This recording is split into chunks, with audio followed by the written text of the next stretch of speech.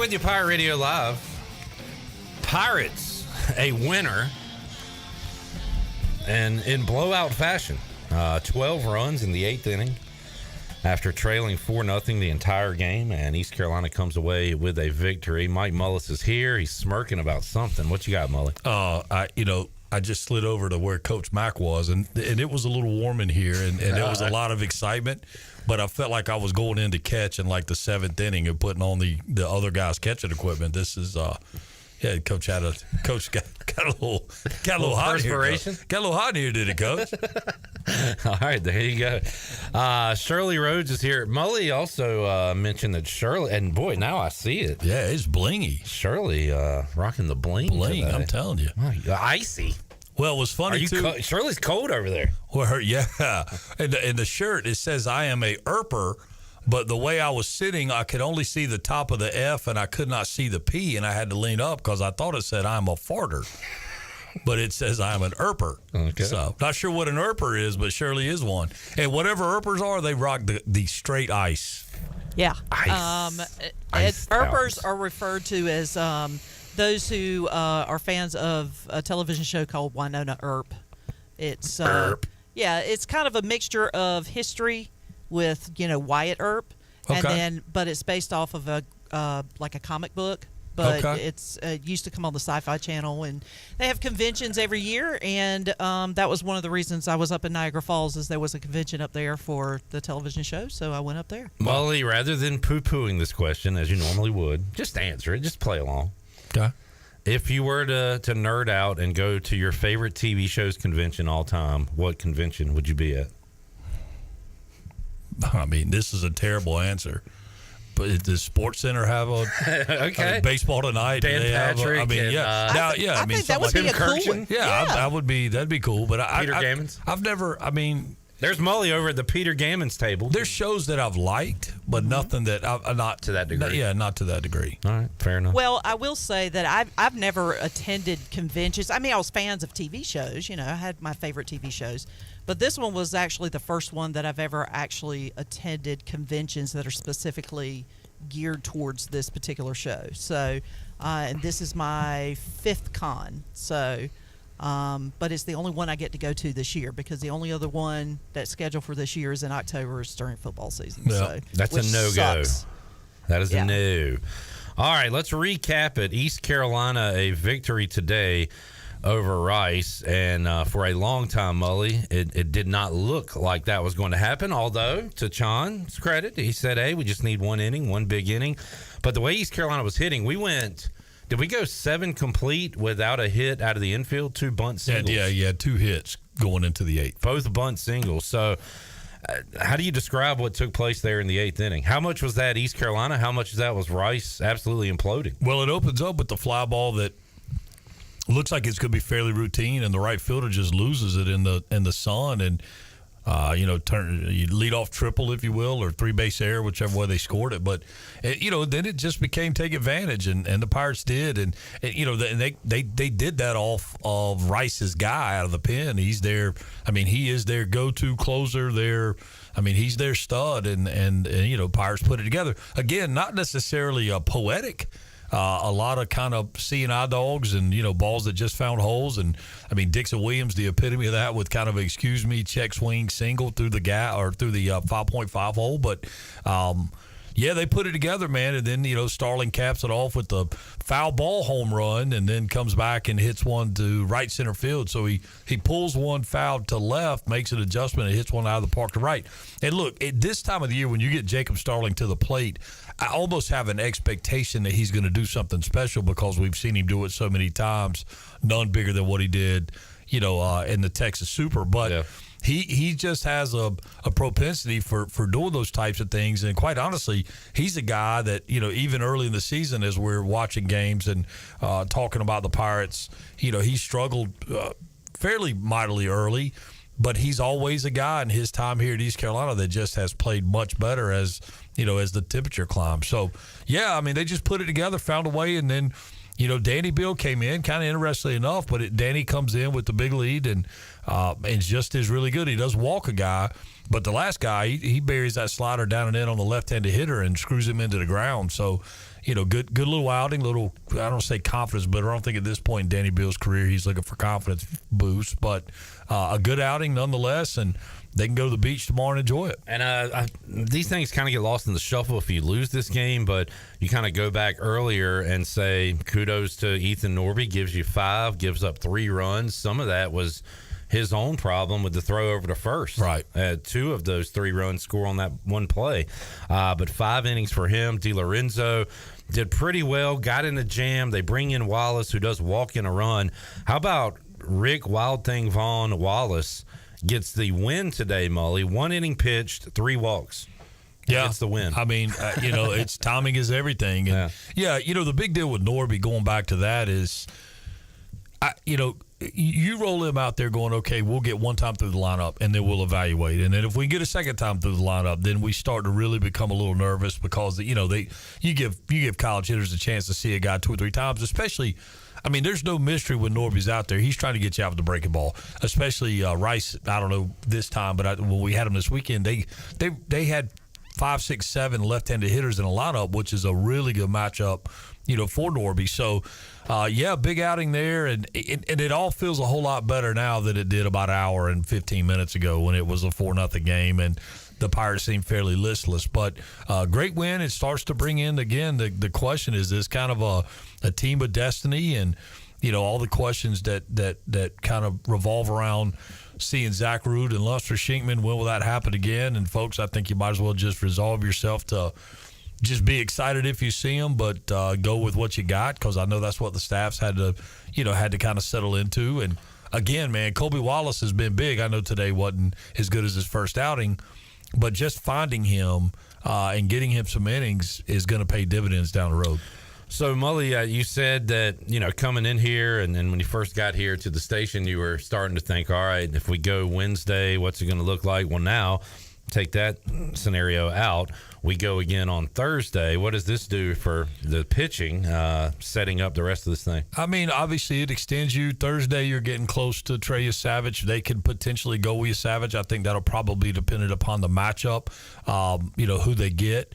But as far as the big picture and the rest of the season, one more win, I feel like it'll be very difficult to upseed East Carolina as a regional host. Again, I don't feel overly confident or even marginally confident that means a top 8. I know some folks that know more about it than me as far as how all the rankings and all that stuff work think that there is still an outside chance, but I think it's just that. I think it's a very outside chance. But another win, I think you lock in your top 16 position. Where that ends up being probably is somewhere between 12 and 15. Earlier I felt like it would be 10 and 12, but probably 12 and 15. And there's so many things happening around us with the ACC and SEC that's just going to push a lot of conversations. And I'll tell you, the other big wild card that you have is things like Coastal Carolina is playing in their play-in game today. They've got to win to be in the true tournament. Their AD is the head of the selection committee, and it is Gary Gilmore, the head coach, longtime head coach there. It's his final year, so does he tug at some heartstrings, and that's going to pull up, that's going to mean a spot goes somewhere. And look, I know that we're not in direct competition for a spot with Coastal Carolina, but every spot means something somewhere else. It's like the ultimate game of, Connect Four. Mike Mullis joining us, Pirate Radio Studios. Jamie says, is Cliff going to reference all the haters after the game for not believing? He might. I mean, all the greats do it. Hell, yourself, Jamie, referenced haters on the Pacers earlier. So everybody loves to pull wherever they can for motivation, and Cliff does not mind speaking on that. Two categories of people that are frowned upon this time of the year for whatever reason. I've heard, both as it relates to different things. Haters, obviously, Cliff coming out with his statement, and bandwagon fans. So, people don't want you to hate them, and they don't want you to jump on the bandwagon when you're doing well. I've never heard so much talk about, bandwagon Canes fans as I heard this year, because I guess people were jumping on that bandwagon. But it's funny. I mean, I guess we all are supposed to be just steady eddies, but look, I think you take them however you can get them. All right. So, Mully, the least amount of games you can play and win a championship would be 4. Am I correct on that? I think you're right. Win today, win Thursday, win Friday, win Sunday. Right. That would be your best path to a championship. So right now, East Carolina will play Wichita State coming up 1 o'clock on Thursday. That's right. That was decided earlier today. Yes. And you've got 2 more games coming up tonight with Charlotte, UTSA, and FAU and Tulane. Actually, Charlotte, UTSA coming up here shortly. So that's where we are right now in this tournament. And you mentioned Savage and when do you throw him? And you want to have him ready for next Friday, obviously.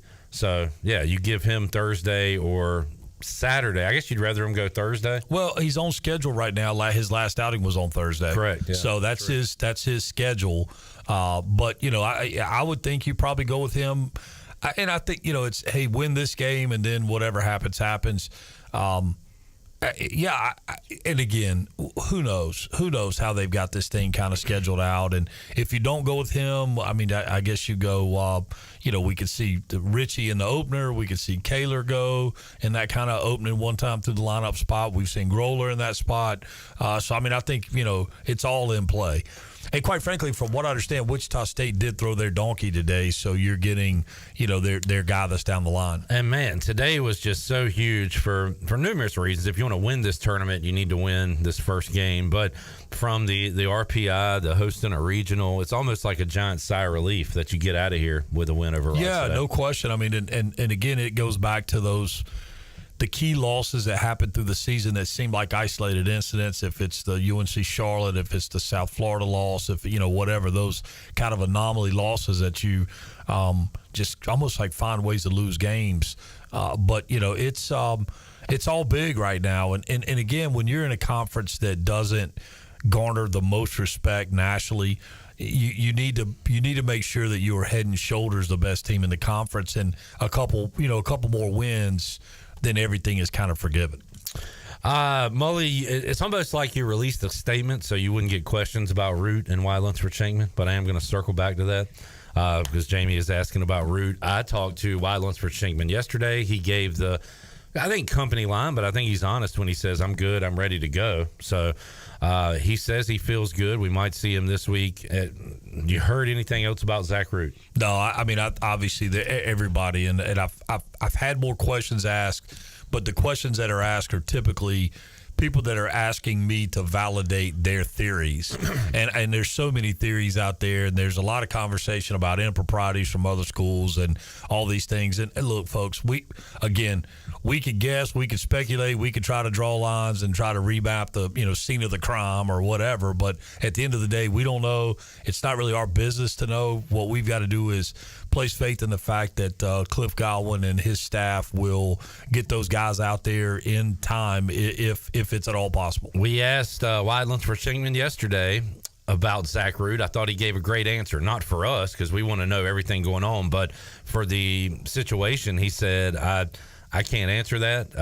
All I can tell you is he's been working alongside of me as we've had this time off from the mound. So both of them are working to get back to pitching in games. And I think that's what we just have to – I mean, you have to look at it for what it is, and it's college guys that are trying to make lots of different decisions, and Coach Godwin's got to manage all this as closely as possible. And it's one of those things that I'll tell you if Zach Root's going to pitch after the season's over. It's kind of like this is about like being a weatherman. You got a 50% chance of being right. So I obviously, if you get Root back and if you get Lunsford-Shankman back, and now you're in front of the committee and you're saying, hey, we got 2 of our key pieces back, I think it bolsters your case to raise your position, in a hosting standpoint. But again, man, all those things to be determined. And who knows when they come back. We've seen Lunsford-Shankman in one appearance since he went down. Yeah. And quite frankly, it wasn't very good. And I'm sure he would tell you that. But so who knows what you get back when you get them back. But as to whether or not they're going to pitch or anything I'm hearing the same thing everybody else is hearing. And it's a lot of just a lot of noise about stuff that we quite frankly don't really know. Mike Mullis joining us inside the Pirate Radio studios. Reached out to Brian Bailey. We'll try to go live to him in hour number 3 as he was down in Clearwater. Credit to me a little bit here, Mully. I told Brian Bailey to move. I told him to change seats, and I did see he moved. And good job, man. Yeah, so I mean, that's whatever you can do to help. No, that's and you know we all do all small parts, and that's kudos to you, Clipper. Yes, sir. Yes, sir. Mully will be here on Monday along with Brandon Manning, Chon, and the crew as we watch the selection show coming up on Monday at noon and find out the Pirates' fate. Although we could know a little bit about their fate on a Sunday night when they release the home site. So you'll have a little peek of behind the curtain on Sunday night, Mully, and then we'll find out the real deal, the whole thing on Monday. Yeah, I looking forward to it. I think there's still a lot of intrigue going into this thing, and a lot of questions yet to be answered. It does somehow seem to me, though, if in the event that East Carolina holds on to be a host site, and I feel like they will, I just feel like we're going to get Duke. I mean, I just, depending on what happens in the ACC tournament, could they play themselves into a position to be a host? I don't know. But I just feel like, I don't know. And I have no justification for that other than I've seen the projections like everybody else that it just seems like, they beat us. And it's like, hey, we'd like another crack at them. And I will tell you, I'd rather get them than State. Just because you've had success in 2 games against State? Well, yeah, and, State is also, of course I say that, and Duke is really good offensively too, but State has done things in tournaments or in conference series that they just weren't supposed to do. And, you get a team like that knows that no matter the cost, they can win, and no different than them taking 2 from Wake.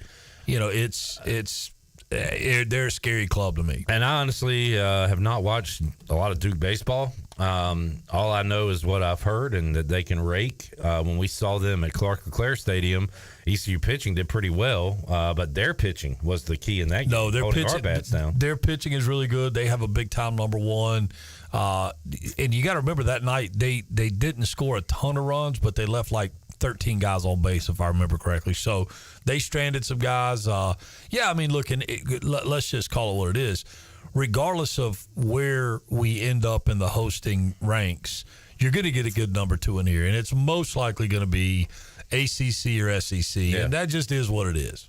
A, because they're good. B, geography. That's correct. And there's so many teams, and they can't go. An SEC team's not going to be a number 2 at a SEC's. That's right. So you just got a lot of options there. Mully, the ball's flying out in Charlotte today. I watched some of Louisville, Miami, and saw a lot of home runs in that one. And since we've turned this Florida State and Georgia Tech game on, I've seen at least 2 home runs by the Seminoles. They lead at 6-1, heading to the 5th inning. What, if anything, in the ACC tournament are you looking at here? I mentioned Duke a moment ago. Yeah, just seeing how this thing ends up shaking out. I think the team with the most to gain is probably Carolina. I feel like feel like they're pretty much a lock to be a national, but scuffled a little bit down the stretch, and I mean they are a team that again that is trying to kind of control their destiny. So I think that's a storyline to watch there. I don't know. I like the way they run their tournament. I like the pod set up. I like where you play the 3-team pod. You get your 2 games.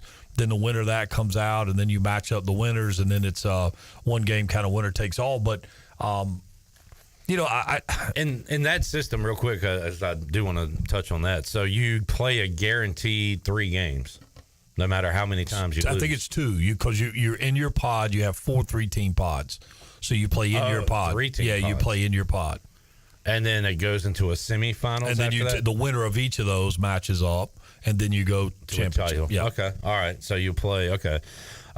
You like that more than how the Americans set up? I just think it's.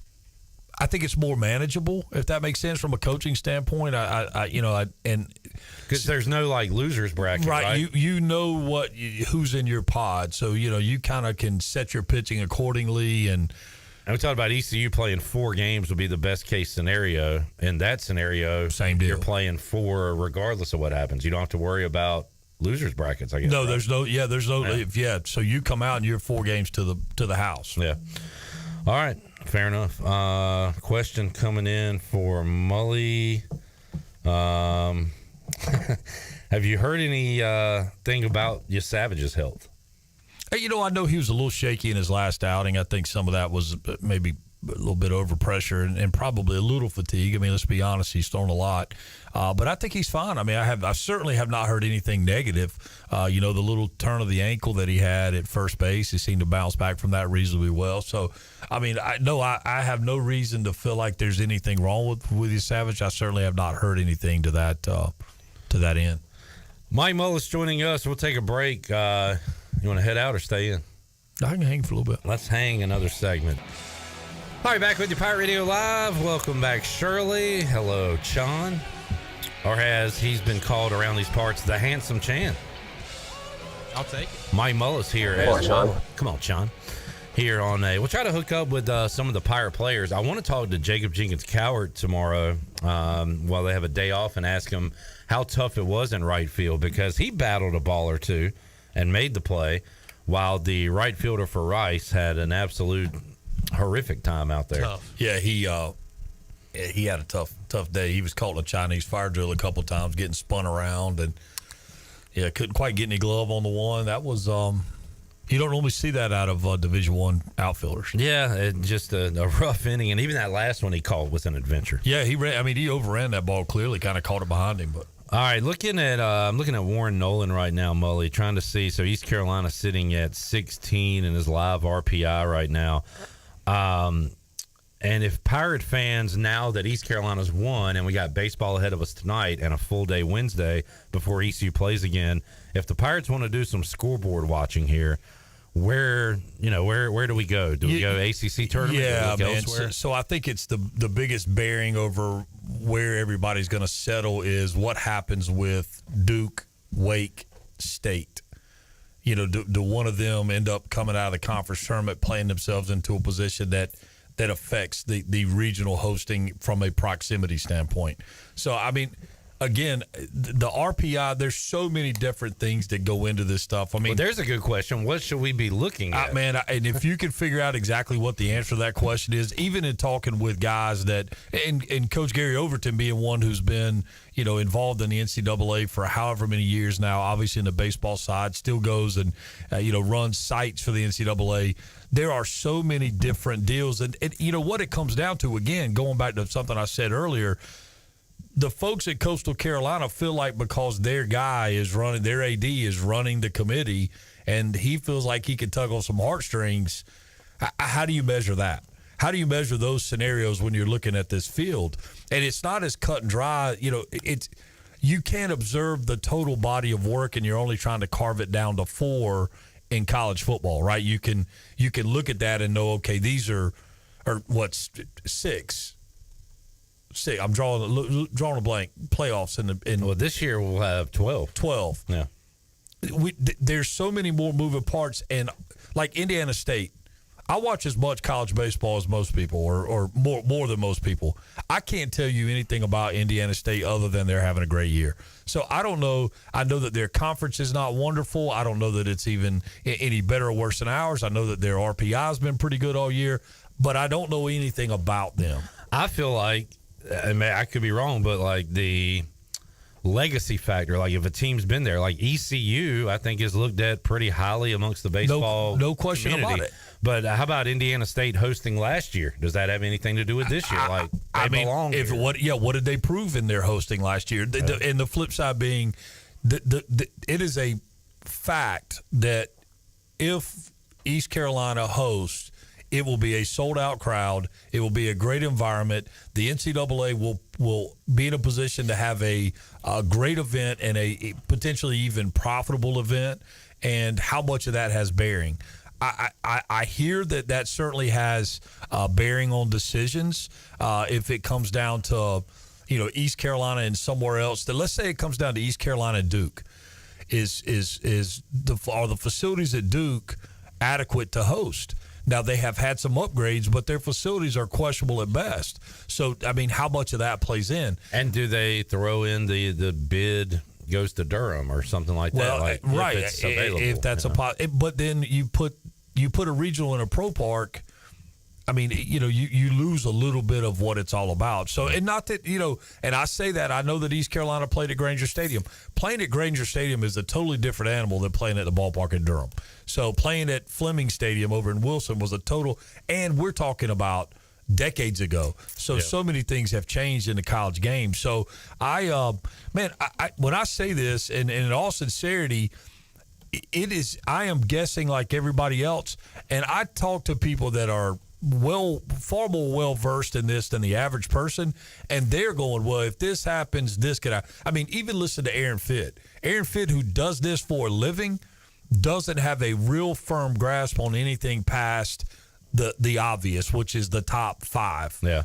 So when you get down into, the bottom 8, there's just so many moving parts. Speaking of Aaron Fitt, I always like to ask him at the beginning of the year, is there a clear-cut champion, or are there a handful of teams? And Jamie just pointed out he didn't feel like there was a clear-cut front-runner this year. Now, Texas A&M is number 1 in the RPI. I also saw they have the best odds to win the College World Series earlier today when I looked, but there were some teams around them, other SEC teams, Tennessee, I think Arkansas was up there, some others. But is there, looked at in the baseball world as this team should win it this year, Mullis? Yeah, there's always the team that should win it, but that very is that rarely, A&M? But that is A&M. Okay. But that very rarely means that they win it. Yeah. I watched A&M and LSU play, and I watched A&M and Arkansas play, and it's like any one of that's the thing we're also not talking about is, okay, LSU has had to play their way to where they are, and they just shellacked Georgia earlier today. So what happens with LSU? If LSU gets hot, Georgia now is kind of on the outside looking in as a top 8. But I mean, all these things have. If you take that team and drop now, I'm not suggesting that LSU gets a top 8. But I'm saying if Georgia goes out, that means somebody else comes in. That means Georgia comes down to the field of the other 8. What does that do to whoever's projected as the 16th seed right now? Those are the things that we just don't know. By the way, Bronx cheer, you mentioned that earlier, Bronx cheer to LSU. They will break the streak, craziest streak in sports almost, where the champion from the previous year missed the tournament.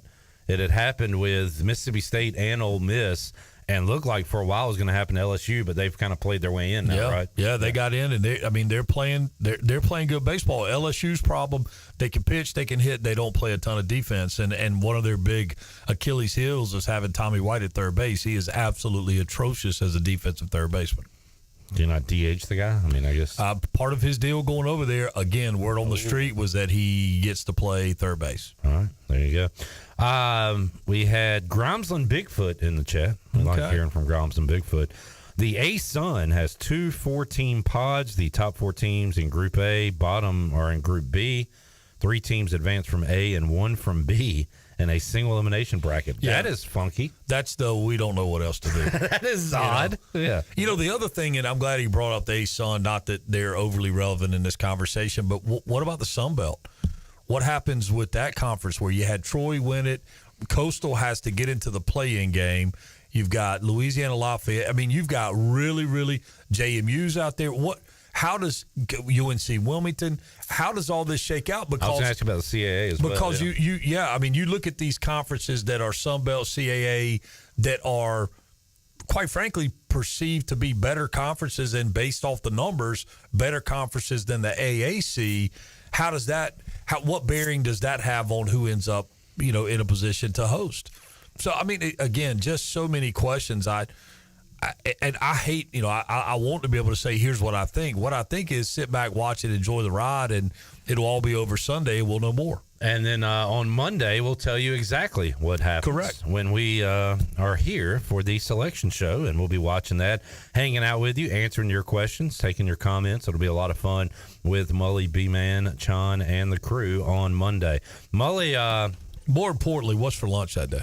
I believe we're going TB's. Okay. All right. I might go with the Mully chicken cheesesteak and a wrap. Hadn't had that in a while. All right.